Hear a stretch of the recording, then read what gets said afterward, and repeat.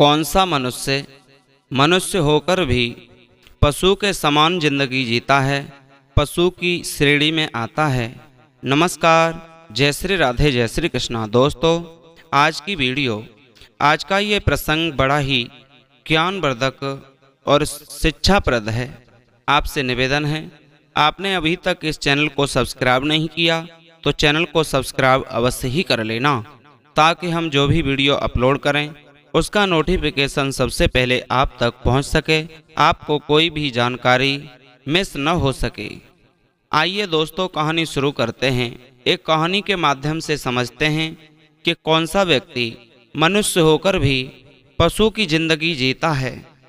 एक बार एक ब्राह्मण यात्रा करते करते किसी नगर से गुजर रहा था।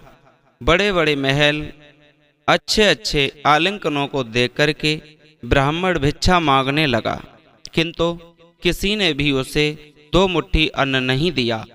आखिर दोपहर हो गया।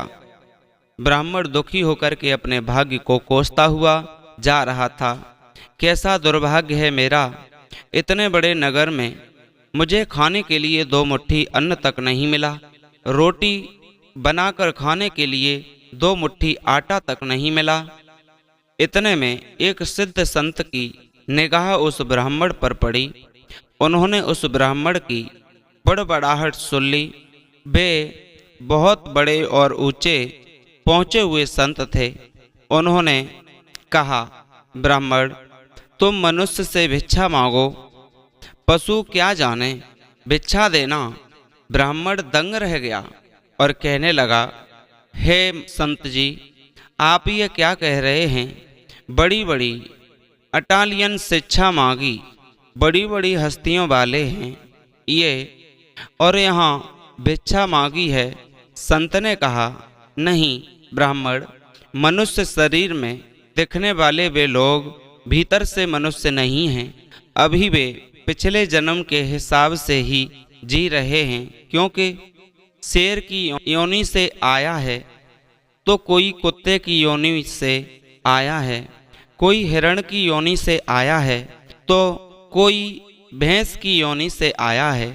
उनकी आकृति मानव शरीर की जरूर है, किंतु अभी तक उसमें मनुष्य तत्व निखरा नहीं है। और जब तक मनुष्य तत्व नहीं निखरता, तब तक दूसरे मनुष्य की पीड़ा का पता नहीं चलता है कि दूसरे में मेरा ही दिल है। यह ज्ञात नहीं होता।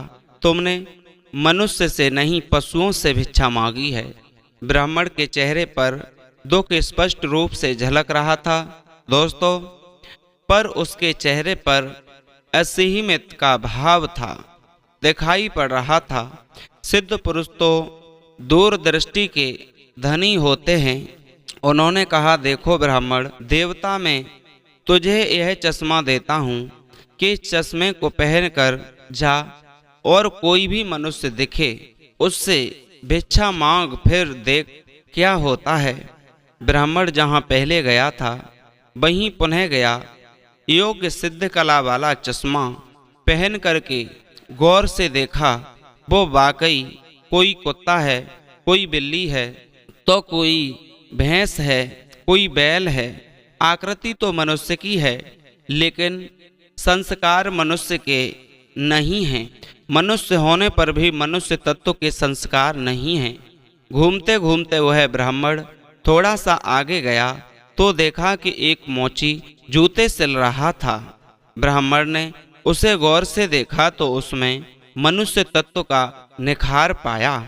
दोस्तों, ब्राह्मण ने उससे पास जाकर के कहा, भाई, तेरा धंधा तो बहुत हल्का है, पर मैं ब्राह्मण हूँ, रीति रिवाज एवं कर्म कांड का बड़ी चुस्ती से पालन करता हूँ।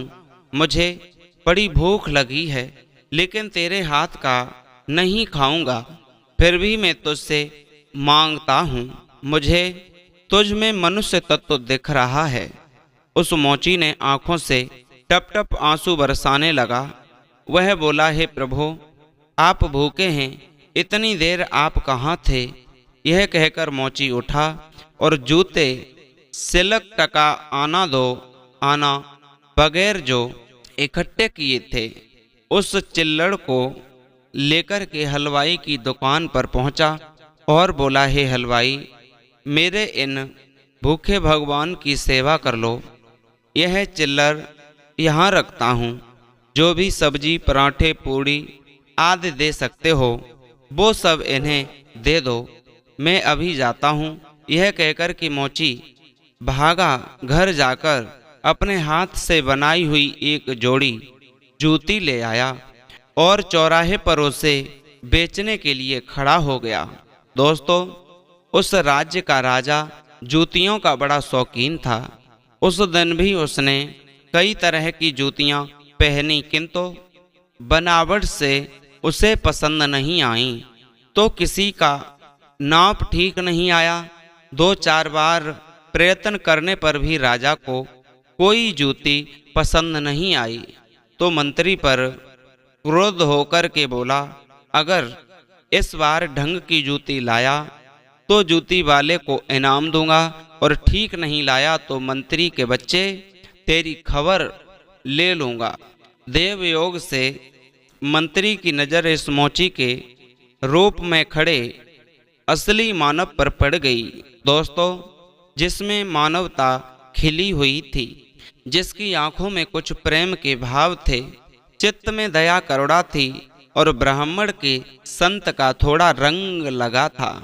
मंत्री ने मोती से जूती ले ली और राजा के पास ले गया। राजा को वह जूती एकदम से पसंद आ गई, मानो वह जूती राजा के नाप की ही बनी थी।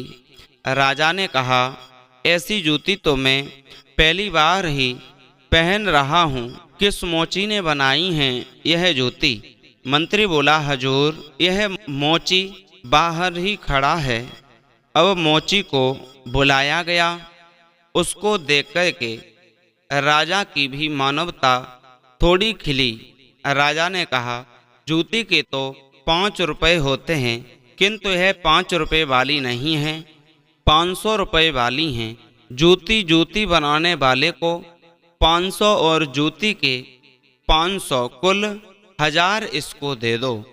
मोची बोला, राजा साहब तनिक ठहरिए, यह जूती मेरी नहीं है, जिसकी है उसे मैं अभी ले आता हूँ। मोची जाकर के विनय पूर्वक ब्राह्मण को राजा के पास ले आया और राजा से बोला, राजा साहब, यह जूती इन्हीं की हैं। राजा को आश्चर्य हुआ। वह बोला, यह तो ब्राह्मण है, इसकी जूती कैसे? राजा ने ब्राह्मण से पूछा।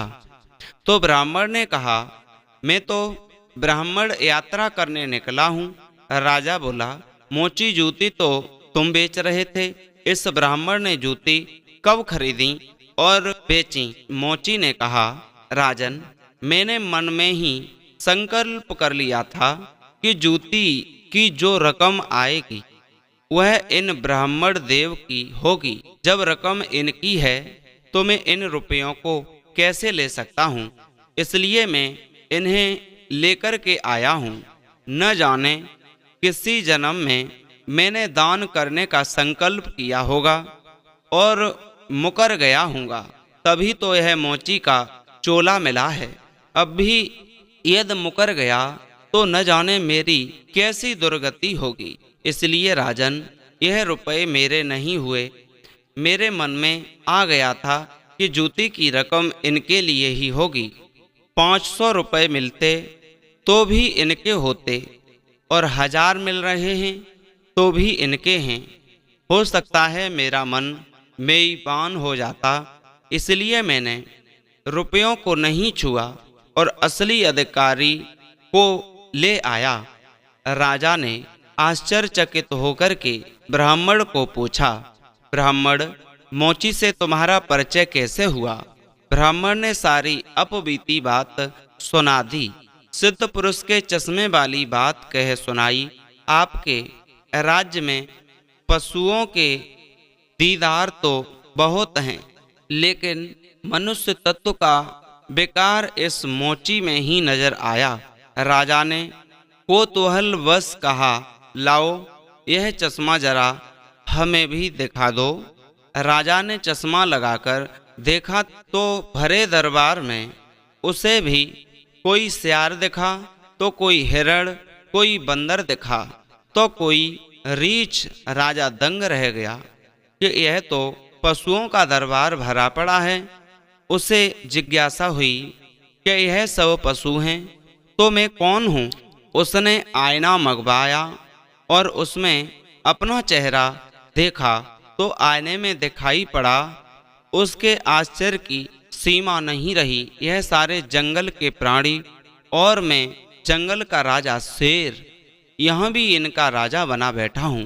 राजा ने कहा, ब्राह्मण देव, योगी महाराज का यह चश्मा तो बड़ा गजब का है, लेकिन यह योगी महाराज कहाँ होंगे। ब्राह्मण बोले, वे तो कहीं चले गए हैं। ऐसे महापुरुष कभी कभी ही और बड़ी कठिनाइयों से ही मिल पाते हैं। श्रद्धावान लोग ही ऐसे महापुरुषों से लाभ उठा पाते हैं। बाकी तो जो मनुष्य के चोले में पशु के समान हैं, वे किसी महापुरुष के पास रहकर ही अपनी पशुता नहीं छोड़ पाते। ब्राह्मण ने आगे कहा, राजन, अब तो बिना चश्मे के भी मनुष्य तत्व को परखा जा सकता है। व्यक्ति के व्यवहार को देखकर ही पता चल जाता है कि यह किस योनि से आया है। एक मेहनत करे और दूसरा उस पर हक जताए तो समझ लो कि यह सर्प योनि से आया है, क्योंकि बिल खोदने की मेहनत तो चूहा करता है, लेकिन सर्प उसको मार करके बलपूर्वक उस बिल पर अपना अधिकार जमा लेता है। अब इस चश्मे के बिना भी विवेक का चश्मा काम कर सकता है और दूसरों को देखे उसकी अपेक्षा स्वयं को भी देखें कि हम सर्प योनि से आए हैं या शेर की योनि से आए हैं, या सचमुच में हमें मनुष्यता, यदि मनुष्य था, यदि पशुता बाकी है तो वह भी मनुष्यता में बदल सकती है। जैसे तुलसीदास जी कहते हैं कि बिगड़ी जन्म अनेक की सुधरै, अब और आज तुलसी हुए, राम को राम भज तजी सुकुमा अपने। कुसंस्कार को छोड़ दे। कुसंस्कारों को जब आप निकालेंगे तब ही निकलेंगे। अपने भीतर छुपे पशु तत्व जब निकालेंगे तब ही निकलेगा। पर यह भी तब संभव होगा जब आप अपने समय की कीमत समझेंगे। मनुष्य तत्व आए तो एक एक पल को सार्थक किए बिना आप चुप नहीं बैठेंगे। पशु अपना समय ऐसे ही गवाता है। पशु तत्व के संस्कार पड़े हो रहेंगे तो आपका समय बिगड़ेगा। अतः आप अपने पशु तत्व के संस्कारों को निकालिए एवं मनुष्य तत्व के संस्कारों को उभारें। फिर सिद्ध पुरुष का चश्मा नहीं, बगैर अपने विवेक का चश्मा ही काम करेगा और इस विवेक के चश्मे को पाने की युक्ति मिलती है सत्संग से। इसलिए जो व्यक्ति मानवीय गुणों से भरपूर है सिर्फ वही मनुष्य कहलाने के योग्य है, क्योंकि इस गुण के बिना मनुष्य पशु तुल्य ही रह जाता है। दोस्तों, तो आप समझ गए होंगे कि आज का मनुष्य होकर की पशु की जिंदगी कैसे जीता है। यदि हमें पशु की जिंदगी नहीं जीनी है तो मनुष्य की जिंदगी जीनी है, तो हमें किसी सत्संग में किसी विद्वान पुरुष के द्वारा ज्ञान का चश्मा प्राप्त करना ही पड़ेगा। उम्मीद है आपको ये वीडियो जरूर पसंद आई होगी। यदि अच्छी लगी तो चैनल को सब्सक्राइब करें, लाइक शेयर कमेंट करना न भूलें। फिर मिलते हैं ऐसे ही नए इंटरेस्टिंग टॉपिक के साथ, मोटिवेट कर देने वाली कहानी के साथ।